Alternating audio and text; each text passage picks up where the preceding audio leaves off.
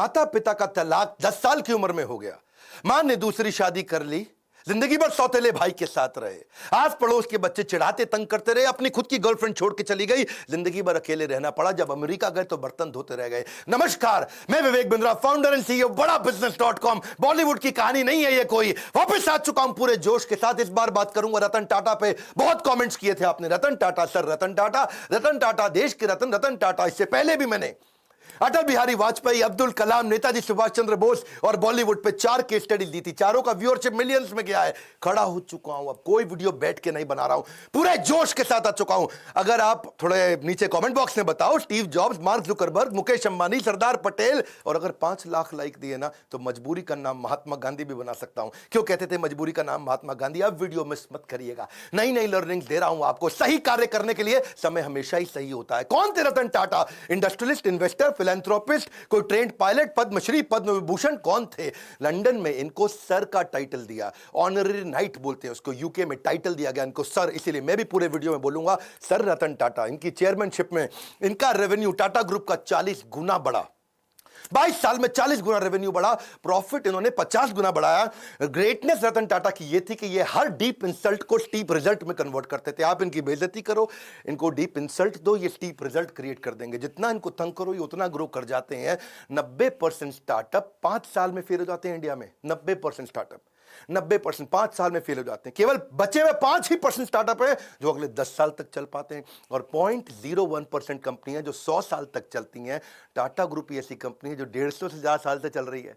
आज टाटा ग्रुप इतना बड़ा हो गया कि इनकी 100 से ज्यादा कंपनियां 100 से ज्यादा देशों में चल रही हैं। हाईएस्ट मार्केट कैपिटलाइजेशन है आज पूरे देश के अंदर इनका। टीसीएस अकेली इतनी बड़ी है कि पूरा पाकिस्तान स्टॉक एक्सचेंज एक तरफ और टीसीएस का मार्केट कैप एक तरफ।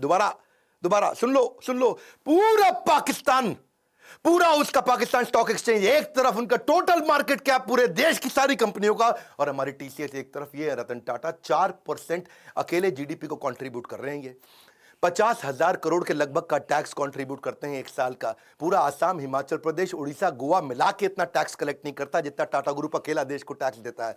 आज हम सबके पास सुविधाओं में टाटा ग्रुप का बहुत बड़ा रोल है। 28 दिसंबर 1937 को पारसी श्री रतन टाटा, सर रतन टाटा, आज 83 साल के हो चुके हैं। कॉर्नेल यूनिवर्सिटी यूएस में हार्वर्ड में पढ़े हैं। पिता नवल टाटा, मां सुनी टाटा। आपस में उनका डिवोर्स हो गया तो ये दादी नावजी भाई टाटा के साथ रहे। 1962 में अमेरिका से जब लौट के आए इंडिया में तो उनकी पहली नौकरी टाटा स्टील में लगी जमशेदपुर के अंदर, और उस समय सारे मजदूरों के साथ रहते थे, शॉप फ्लोर पे रहते थे, उनके साथ ही डॉर्मेट्री में सो जाया करते थे, खाना भी लाइन में लग के कैफेटेरिया में उनके साथ लंच किया करते थे। इन्होंने पूछा गाड़ी मिलेगी?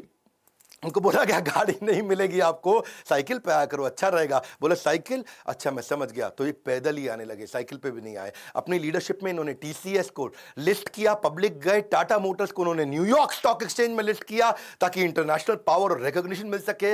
As a chairman of Tata group उन्होंने बहुत सारी foreign companies, Tetley, Daewoo commercial vehicle, Corus group steel के लिए, जैगवार लैंड रोवर की कहानी तो आपको पता ही है। वो मैं बिल फोर्ड की कहानी, इनकी टाटा और बिल फोर्ड की बेइज्जती की कहानी पहले कवर कर चुका हूं कि कैसे इनकी बिल फोर्ड ने बेइज्जती करी थी। जब ये अपनी कंपनी बेचने डेट्रॉइट गए तो उन्होंने कहा तुम पे एहसान कर रहा हूं। रतन टाटा ने अपनी कंपनी बेची नहीं। बाद में बिल फोर्ड इनके पास डेट्रॉइट से मुंबई आए, बोले आप हमारी कंपनी खरीद के एहसान कर रहे हैं। तब इन्होंने जैगवार लैंड रोवर ली थी। 5 स्ट्रैटेजी पहले बिजनेस की लेता हूं, फिर बताऊंगा रतन टाटा ने शादी क्यों नहीं करी और इनके 10 अनसुने किस्से, वो कहानियां जो सुन के आप बहुत इंस्पायर्ड होंगे। पहले 5 स्ट्रैटेजी। पहली स्ट्रैटेजी ऑर्गेनिक ग्रोथ लेते हैं। ऑर्गेनिक मतलब जो अपने आप मिल सके, नई मार्केट, नई टेक्नोलॉजी, नया कस्टमर, नई मार्केट, नई टेक्नोलॉजी, नया कस्टमर, ढूंढते रहो। कौन सी नई मार्केट, कौन सी नई टेक्नोलॉजी, कौन सा नया कस्टमर। दूसरी इनऑर्गेनिक ग्रोथ, जो अपने आप होगी ठीक है, अब इनऑर्गेनिक ग्रोथ लेंगे, टेक ओवर करेंगे, एक्विजिशन करेंगे, दूसरी कंपनियां खरीदेंगे, छोटी कंपनियां खरीदेंगे, खुद को बड़ा करेंगे, जॉइंट वेंचर करेंगे, पार्टनरशिप्स करेंगे, स्ट्रैटेजिक अलायंस करेंगे। तीसरी स्ट्रैटेजी, जो धंधा अच्छा नहीं है उसमें से एग्जिट कर लो। Cosmetic, paint, oil, soap, pharma, cement, ये 6 कंपनियां इनकी चली नहीं, उनसे एग्जिट कर गए, बाहर निकल जाओ, कोई अटैचमेंट नहीं, धंधे को धंधे की तरह चलाना है। चौथी स्ट्रैटेजी, एंटर करो उसमें जो चलेगा। रिटेल, टेलीकॉम, बायोटेक्नोलॉजी और टेक्नोलॉजी इनका बहुत अच्छा चलता रहा, उसमें एंटर करके उसको बड़ा करते गए। और इनकी फाइनली 5वीं स्ट्रैटेजी क्या थी कि कोर बिजनेस को पकड़ के रखो। स्टील, मोटर, केमिकल और पावर, ये इनके कोर बिजनेस थे। अब लेते हैं 10 वो कहानियां। 10 में से पहली कहानी बहुत लोगों के मन में है, रतन टाटा जी ने शादी करी क्यों नहीं। एक बार आया था मौका, वो शादी के बहुत नजदीक पहुंच गए थे। लॉस एंजलिस में उनको वहां एक अमेरिकन देवी से बहुत प्रेम हो गया था। वो देवी जी को भी रतन टाटा से बहुत प्रेम हो गया था और वो अमेरिकन देवी के साथ इतना प्रेम हो गया कि इन्होंने डिसाइड कर लिया अब शादी करें।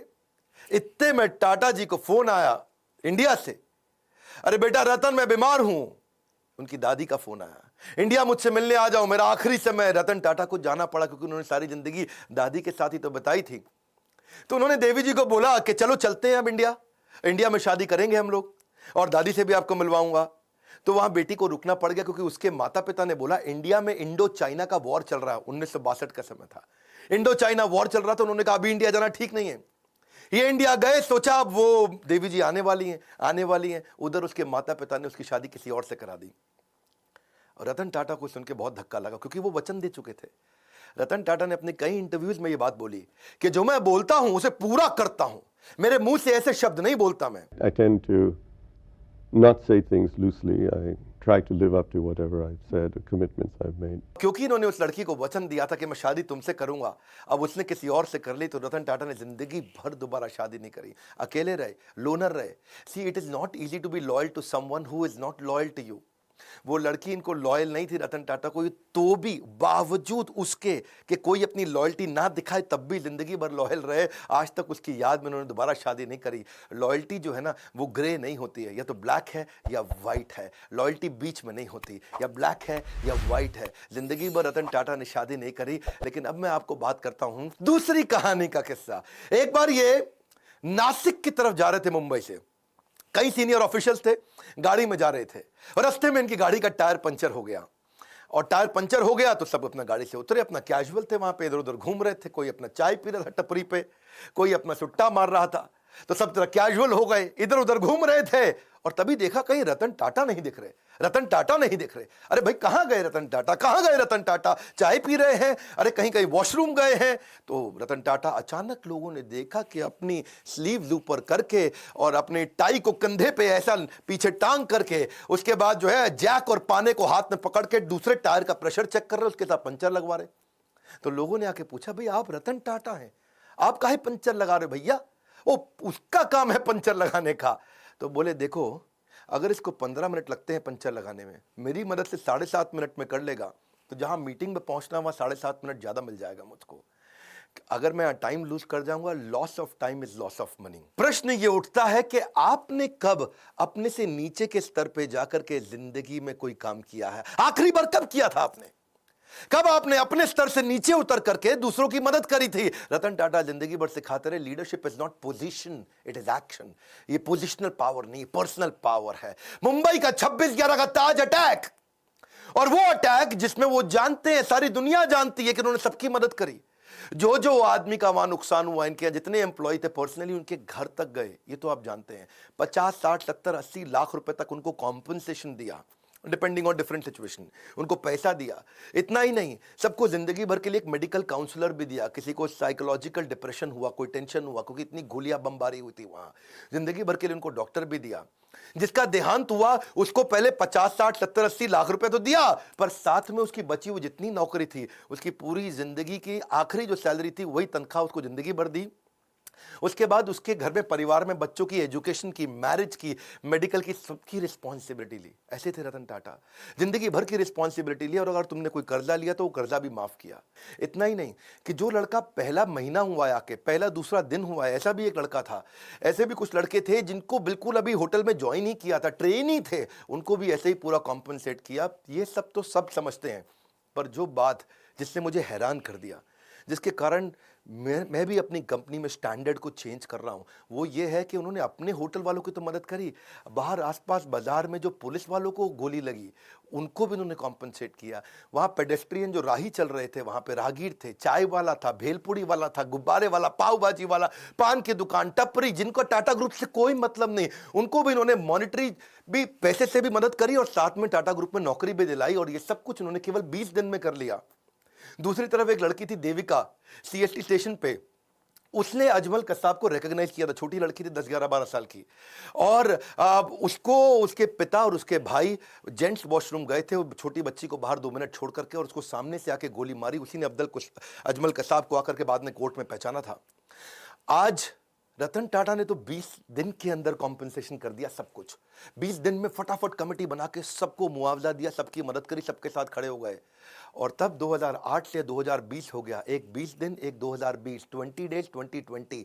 आज 2020 तक उस लड़की को कोई कॉम्पनसेशन नहीं मिला। इनफैक्ट मछुआरे थे कहीं, मैं अभी इकोनॉमिक टाइम्स में खबर पढ़ रहा था, वो मछुआरों को आज 12 साल के बाद कॉम्पनसेशन मिला। मतलब सरकार को जितना समय लगता है, टाटा को कभी समय नहीं लगता। करुणा के लिए कारण की जरूरत नहीं पड़ती। यदि आप दूसरों को प्रसन्न देखना चाहते हैं तो करुणा का भाव रखिए, और अगर खुद को प्रसन्न देखना चाहते हैं तो भी वही करना है, तो भी करुणा का भाव रखना है। देखिए, ये ऐसे व्यक्ति थे जो वैल्यू को वैल्यू किया करते थे, वैल्यूज को ही used to value the values.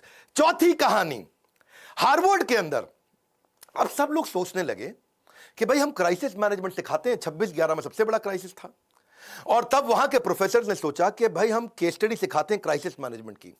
तो उन्होंने अपने 2 प्रोफेसर्स को भेजा कि जाके इंडिया में पता लगाओ कि रतन टाटा की ये कंपनी टाटा ग्रुप में जो होटल था, होटल के कर्मचारी इतने कमिटेड कैसे थे, कैसे अपनी जिंदगी को दांव पर डाल के दूसरों को बचाने में लगे थे। आपको तो पता है ना, वहां एक जनरल मैनेजर भी था, करमबीर सिंह, 1 साल पुराना जनरल मैनेजर था, और उसने क्या देखा, मतलब उसकी वाइफ और उसके बच्चे उसी होटल में रुके हुए थे, और उसको पता चला, खबर मिली कि उसकी वाइफ की डेथ हो गई है वहीं पे, जो नीति थी उसकी वाइफ, और उसका बेटा उदय और समर, एक की उम्र 14 साल, एक की 5 साल, वो होटल के अंदर है जनरल मैनेजर करमबीर सिंह, और ऊपर फ्लोर के अंदर एक स्वीट कमरे के अंदर उनके बच्चे और उसकी बीवी की डेथ हो गई। लेकिन वो रुका नहीं, क्योंकि आग लग गई थी वहां कमरे में। वो रुका नहीं, वो सुनने के बावजूद वो दूसरे गेस्ट को बचाने में लगा रहा। इतना ही नहीं, उनके अलावा यंग ट्रेनी थे बहुत सारे, वो भी गेस्ट को बचाने में लगे रहे, वो भी खुद वहीं रुक रहे, उनको गेस्ट को भेजते रहे होटल के अंदर। टेलीफोन ऑपरेटर फोन करके बता रहा है कि अब निकलो, अब रुको, अब निकलो, अब रुको। रिसेप्शनिस्ट जो स्टाफ थी वहां पे, वो भी ह्यूमन शील्ड बना बना करके गेस्ट को निकालने में लगे हैं। सब लोग हैरान थे। हार्वर्ड बोला कि यार एम्प्लॉइज में ऐसा है क्या, इनके ये क्या भरते हैं, कौन सा इंजेक्शन लगाते हैं कि इनके एम्प्लॉय कोई आर्मी के अफसर थोड़ी है कि अपनी जिंदगी दांव पर लगा दी। भाई सबसे पहले तो आदमी अपने को बचाता है, खुद निकलता है, लेकिन इनके सारे एम्प्लॉय, ताज मालदीव्स का भी था ना ताज, वहां पे भी सुनामी आया था 2004 में, उधर भी इन्होंने यही किया था। तो वो सोचे कि भाई ताज होटल के एम्प्लॉय ऐसे हैं कैसे। तो देश पांडे और रैना, ये 2 आदमी हार्वर्ड से आए रिसर्च करने इंडिया में। तो पहले सोचा भाई सिंपल सी बात है, आप लोग भी सोच रहे होंगे कि इनकी ट्रेनिंग बड़ी अच्छी होती होगी, इनका ह्यूमन रिसोर्स अच्छा होगा, इनके मैनुअल अच्छे होंगे।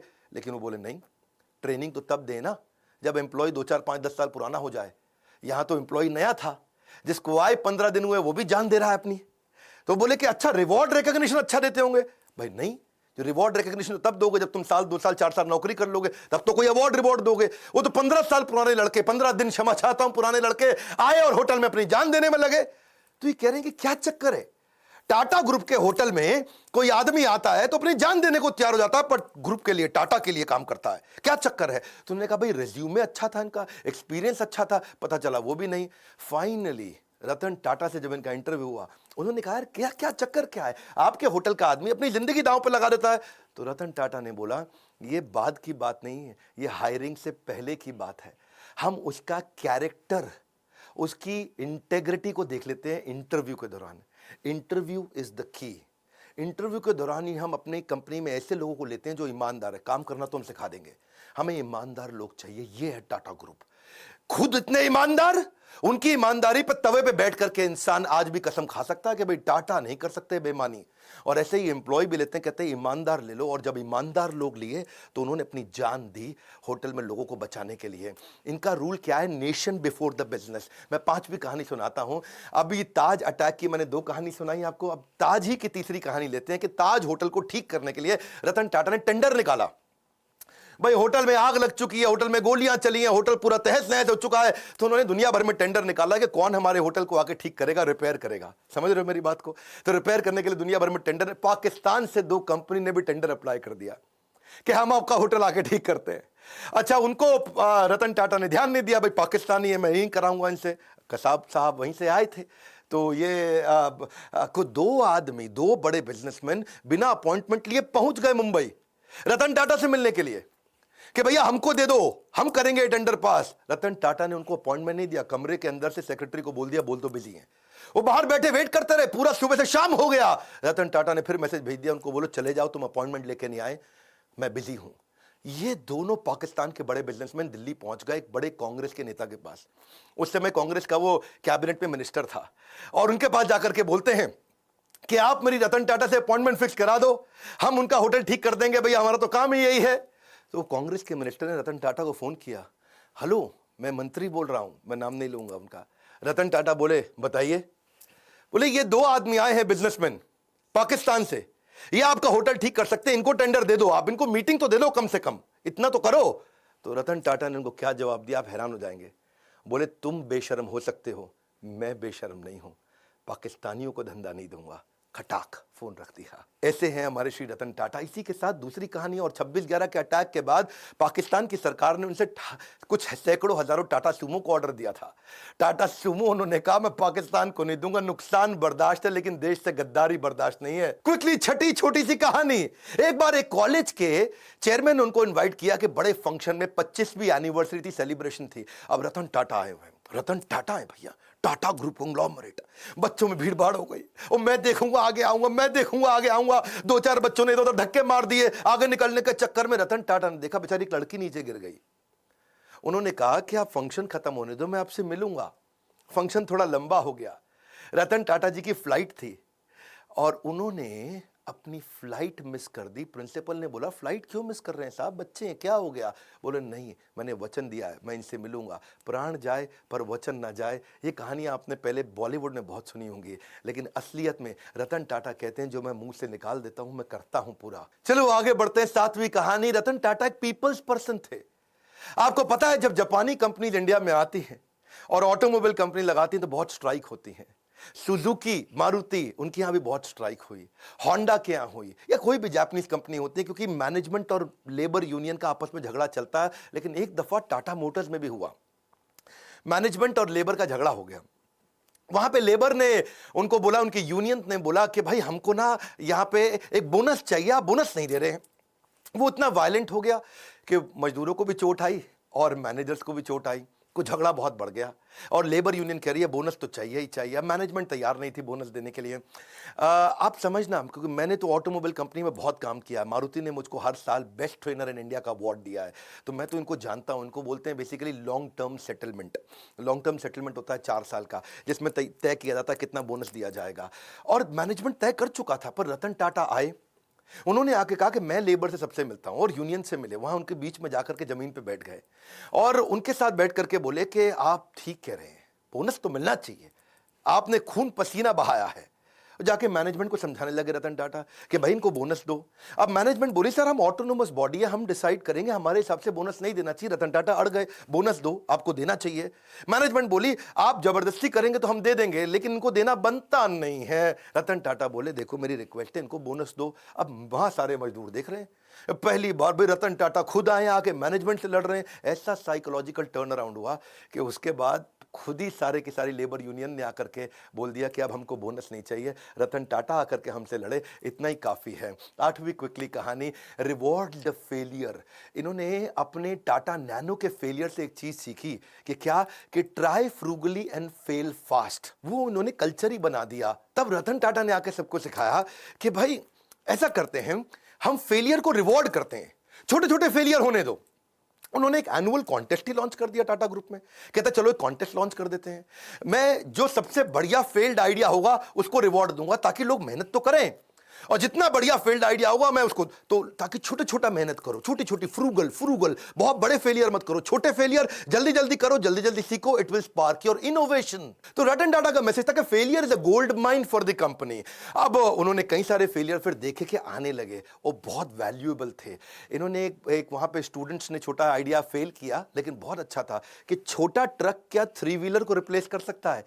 ये इस पे भी टाटा ग्रुप ने ट्राई किया। ऐसा नहीं है कि टाटा की 100 से ज्यादा कंपनियां ऐसे ही बन गई, कई आइडियाज पे छोटे छोटे फेल करते हैं, लेकिन कम खर्चे में फेल करके सीख जाते हैं। एक इन्होंने चीप वाटर फिल्टर भी बनाया, उसका नाम रखा था द स्वच्छ। उसमें राइस हस्क होता है ना, चावल का भूसा, उसी से बनाने का प्रयास किया। एक प्रोटोटाइप भी बनाया $500 के अंदर। कितना? $500 में, यानी कि लगभग 30-40 हजार रुपए के अंदर क्या एक मकान को खरीदा जा सकता है दुकान से। किसी दुकान पे जाओ, मकान खरीद के ले आओ। क्या? हाँ, 40,000 रुपए का मकान खरीदो तो डिसमेंटल करके मकान को जाकर के वापस फिट कर दें, ऐसा छोटा सा मकान बना सकें, उस पर भी इन्होंने काम किया। $20 के अंदर कमर्शियल ट्रैवलर्स को क्या रास्ते के अंदर अकोमोडेशन दिया जा सकता है, जो ड्राइवर वगैरह बेचारे कमर्शियल ट्रैवलर होते हैं। From error to error one discovers the entire truth. यही था रतन टाटा का फिलॉसफी के छोटे छोटे छोटे फेलियर करो, सीखो, तभी कंपनी आगे बढ़ेगी और इनोवेशन आएगा। नौवीं कहानी फिलैंथ्रोपी, ये तो उनका नाम ही है। फिलैंथ्रोपी मतलब दान देना, सेवा करना है जी।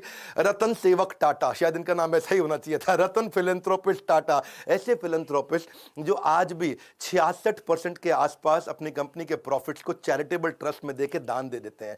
हेल्थ के ऊपर, न्यूट्रिशन पे, एजुकेशन पे, वाटर के कंजर्वेशन पे, डिजिटल ट्रांसफॉर्मेशन पे, गरीबों को स्किल डेवलपमेंट के ऊपर, डिजास्टर रिलीफ में, चाहे वो कोरोना हो या उससे पहले का डिजास्टर हो, कहीं बाढ़ आई हो, या फिर स्पोर्ट्स को बढ़ाने में, या बच्चों को स्कॉलरशिप देने में।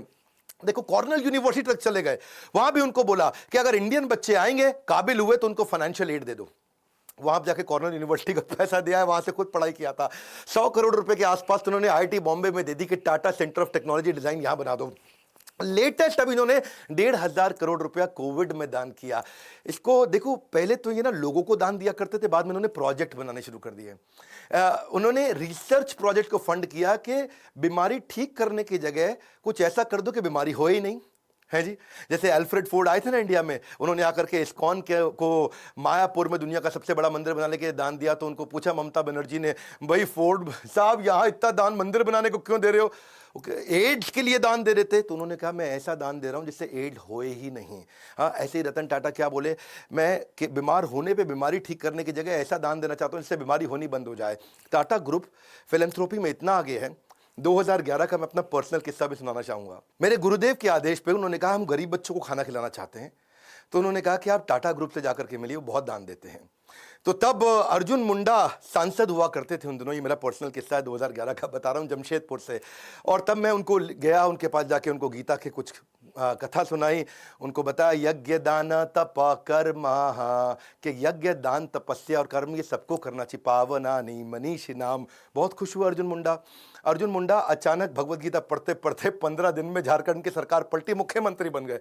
बहुत खुश हुए, बोले विवेक बिंद्रा जी आपने मुझको गीता दी और मैं मुख्यमंत्री बन गया, आइए चलिए मिलते हैं। शपथ समारोह पर उन्होंने बुलाया, बोला मैं क्या सेवा कर सकता हूं? मैंने कहा मेरे लिए मत करिए, मुझको आप रतन टाटा जी से, जमशेदपुर में वहां नेरुरकर हुआ करते थे, हेमंत नेरुरकर मैनेजिंग डायरेक्टर, इनसे मिलवा दीजिए।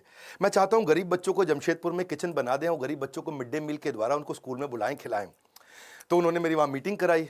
तो मैंने जाकर के मिस्टर नेरुरकर को बताया कि हम क्या करेंगे, गाड़ियों पे आपकी टाटा एस, टाटा 407 उस पर लगा देंगे बड़ा बड़ा बोर्ड कि टाटा ग्रुप आज यहाँ गरीब बच्चों को खाना खिला रहा है और मिड डे मील का कैंपेन चलाते हैं। स्कूल के अंदर बच्चों को दाल चावल रोटी सब्जी गरम गरम खिला देंगे, इससे बच्चे स्कूल आएंगे फ्री में खाना खाने के लिए। उनको आइडिया अच्छा लगा, उन्होंने 15 करोड़ रुपया डोनेशन भी दिया। ये पर्सनली मैं उन दिनों शायद उस समय 28-29 साल का रहा हूँगा और ये मेरी लाइफ का एक बड़ा अचीवमेंट था कि मैं एक सेवा कर पाया। आज भी वो किचन चल रही है, 65,000 गरीब बच्चों को वहाँ खाना खिलाया जा रहा है। उसके ओपनिंग पे मैं गया था, इनॉग्रेशन पे कुछ फोटोग्राफ्स भी मैं आपको शेयर करूँगा। तो वहाँ मुख्यमंत्री थे, ये मैनेजिंग डायरेक्टर थे टाटा ग्रुप के। वहाँ पे आज तक कोई भी व्यक्ति दान देकर कभी गरीब नहीं बना है। No one has ever become poor by giving. देखिए पक्षी के पीने से नदियों का पानी खत्म नहीं होता, उसी प्रकार धनी व्यक्ति के दान देने से उसका दान भी नहीं घटता। ये टाटा ग्रुप के साथ मेरा एक्सपीरियंस था। और 10वीं कहानी विनम्रता से विश्वास। वैसे तो मन करता है सर रतन टाटा के बारे में बोलते चले जाऊं, घंटों की वीडियो बनाऊं, फैमिली ट्री पे बनाऊं, उनके सब वो परिवार शुरू से लेकर के अब तक 150 साल की हिस्ट्री बताऊं, उनके कॉर्पोरेट एक्सपीरियंस बताऊं, बिजनेस 100 से ज्यादा कैसे चलाते थे उसके बारे में बात करूं, क्या क्या नहीं बात करूं। लेकिन चलिए समय पूरा ना पड़ता हो। एक बार वो सेमिनार में गए और एक सेमिनार में, वहां सेमिनार खत्म होने के बाद लोगों ने बोला भाई सर रतन टाटा के साथ फोटो खिंचाएं, तो सब लोग लाइन में खड़े हो गए। 3 रो बना ली उन्होंने, पहले लंबे वाले लड़के पीछे खड़े हो गए, फिर थोड़ी कम हाइट के और नीचे बाकी जमीन पे बैठ गए। अब सर रतन टाटा की कुर्सी लगाई थी, उन्होंने कुर्सी हटवा दी तो लोगों को लगा खड़े होंगे। अब रतन टाटा जी खड़े हुए तो उनकी हाइट लंबी है तो पीछे वाले छुप जाएं, पीछे जाके खड़े हुए तो रतन टाटा खुद छुप जाएं, तो वो आके खुद ही जमीन पे बैठ गए। 2 मिनट तक सन्नाटा हो गया, नीचे बैठे। रतन टाटा बोला जल्दी फोटो खींच लो, ज्यादा देर नीचे नहीं बैठ सकता मैं।